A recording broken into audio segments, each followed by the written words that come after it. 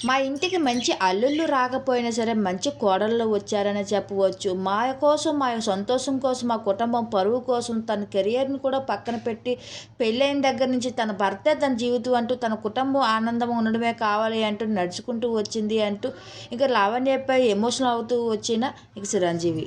లావణ్య ఇక వరుణ్ తేజ్ ఇద్దరు కూడా ప్రేమించి పెళ్లి చేసుకున్న సంగతి తెలిసిందే. రీసెంట్‌గా తన ప్రెగ్నెంట్ అన్న విషయాన్ని సోషల్ మీడియా షేర్ చేసుకుంటూ వచ్చారు. తను ప్రెగ్నెంట్ అయిన దగ్గర నుంచి మెగా కుటుంబం సంబరాలకు హద్దులు లేవని చెప్పొచ్చు. తనకి సొంత కూతురులాగా తనకి ఎంతో సేవలు చేస్తూ మెగా కుటుంబం అంతా వస్తున్నారు. అయితే రీసెంట్‌గానే ఇక కవల పిల్లలకైతే జన్మించింది లావణ్య త్రిపాఠి.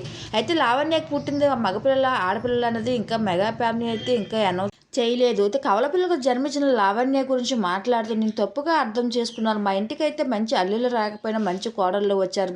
మీలాంటి కోడళ్ళు రావడం మమ్మల్ని ఎప్పుడో చేసుకున్న పుణ్యం అంటూ లావణ్యకు పుట్టిన కవల పిల్లల గురించి మాట్లాడుతూ ఎమోషనల్ అవుతూ వచ్చారు ఇక చిరంజీవి గారు.